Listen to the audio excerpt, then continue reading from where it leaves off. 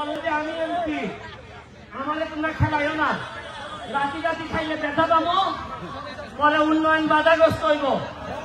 এরা আমারে কথা দিল যে ভাই গোল দিয়ে দিব, হাত টাইম গেল, গোলের কোন লক্ষণই নাই।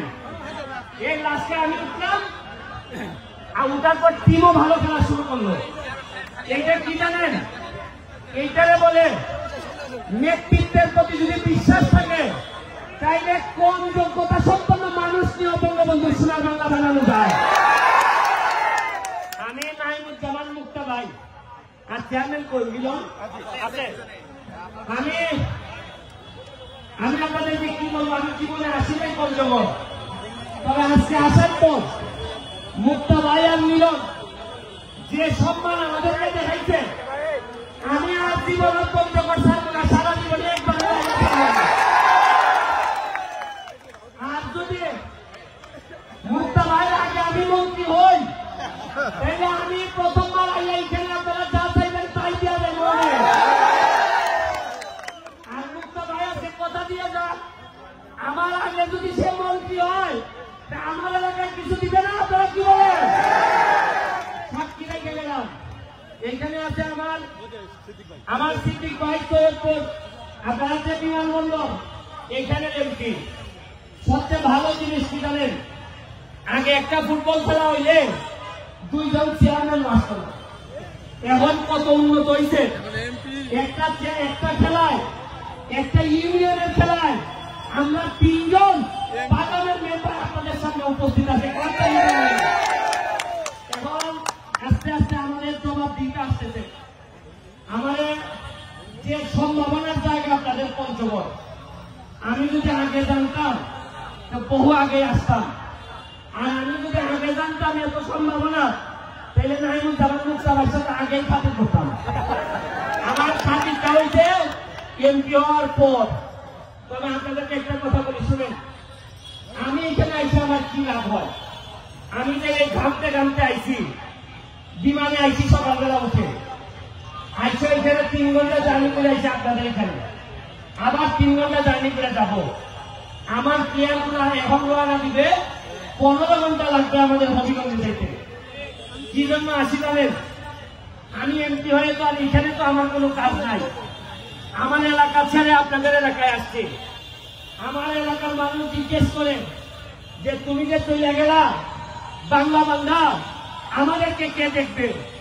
আমার এলাকার মানুষকে বুঝাইছি যে আরে আমি গেলে তো শুধু আমার এলাকার মানুষের উন্নতি হবে, আর আমি যদি বাংলা বান্ধা যাই, তোমরা যদি আমার যাইতে দাও, তাহলে মুক্ত ভাই আর সিদ্দিক ভাইকে নিয়ে সারা বাংলাদেশের ফুটবলের উন্নতি হবে। এই জন্য ফুটবলটা আমাদের প্রথম প্রেম।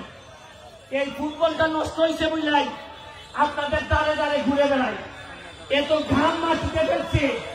আমার বিশ্বাস আমার মতো আর কেউ বাংলাদেশের 64টা ডিস্ট্রিক্টে এত ঘাম ফেলেছে কিনা আমি জানি না। আমি আপনাদের সঙ্গে দোয়া করে দিয়ে যাই। আপনাদের যারা ইয়াং আছে, তরুণ যারা আছে, তাদেরকে বলবো আপনাদের জন্য একটা মডেল ক্যারেক্টার আছে। এই মুক্তা ভাই একটা মডেল ক্যারেক্টার, তাহলে ফলো করেন কিভাবে এত দূর থেকে উঠে গিয়ে ঢাকায় একটা অবস্থান তৈরি করছে। আপনারা দেখেন সিদ্দিক ভাইকে আমাদের পার্লামেন্টের 8-10 জন বড় ব্যবসায়ীদের একজন, এবং এত মন ভালো মানুষটা, আমি কি বলবো, এত মন ভালো যে আমার যদি কেউ জিজ্ঞেস করে বই দিয়া দিলে কাদের মতো লুকতে দিতে, আমি বলবো সিদ্দিক ভাই লোকে লুকতে বই দিয়ে দিতে। আমি আপনাদেরকে আমার হবিগঞ্জ, মাধবপুর এবং সোনারঘাট আমার এলাকা, আমি ওই জায়গার এমপি। আমার এখানে 2টা রিজার্ভ ফরেস্ট আছে, রেমাকালেঙ্গা, সাতছড়ি। আমার এলাকায় 24টা চা বাগান আছে। আমার এলাকায় প্রায় 100 মতো ইন্ডাস্ট্রি আছে। আমি দাওয়াত দিয়ে যাচ্ছি আপনাদেরকে, আপনারা পঞ্চগড়ের তেতুলিয়া এই উপজেলার যে মানুষই যাবেন, শুধু চেয়ারম্যান যে অথবা এমপি সাহেবকে খালি বইলে গেলেই হবে।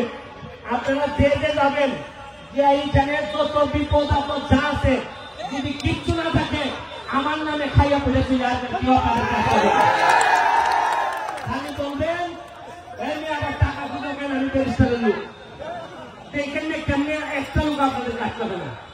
আমি 1 বছরের তাই সময় নিয়েছি, 1 বছর পরে দেখবেন আমার এলাকায় আমি কিভাবে সাজাই দিই।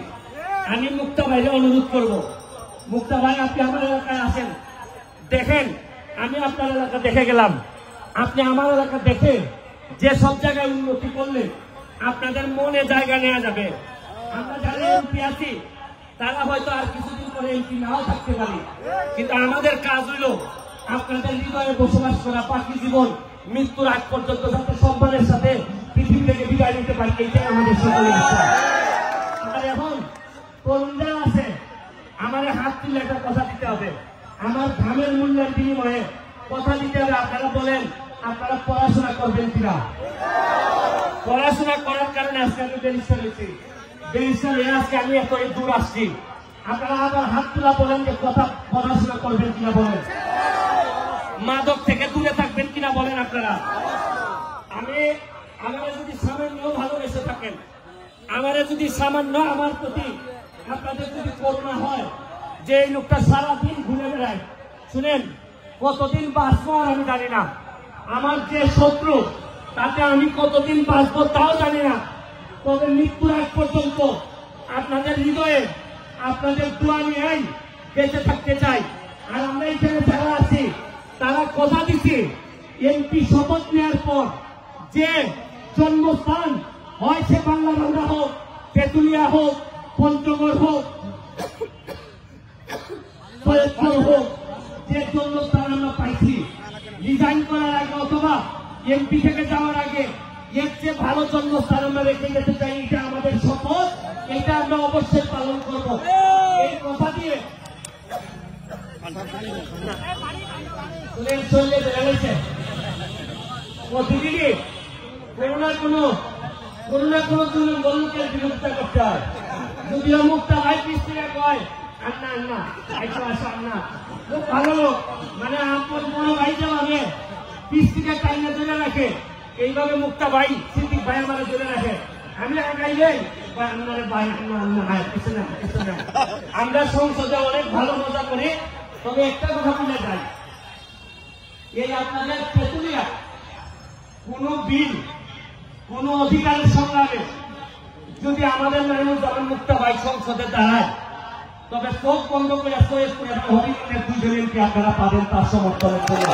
এটা কথা দিয়ে যাচ্ছে, প্রয়োজনে মুক্তা ভাই যদি চায় যে 2টা এমপি লাগে, শেখ হাসিনার কাছে যাওয়া লাগবো, বিয়ার দরকার হলে আমরা তেঁতুলিয়ার কোন উন্নয়নে আমরা 3 জনে ওনার পায়ে ধরে পড়ে থাকবো, তাও উন্নয়ন করতে এই কথা দিয়ে আর সামান্য একটা সালাম দিয়ে লাস্টে মুক্তা ভাই শেষ করবে। আপনি সৈয়দপুরে গেলে এই পঞ্চগড়ের মানুষের জন্য কি করবেন, নাকি ঠকায় ছেড়ে দিবেন? বিসমিল্লাহির রহমানির রহিম।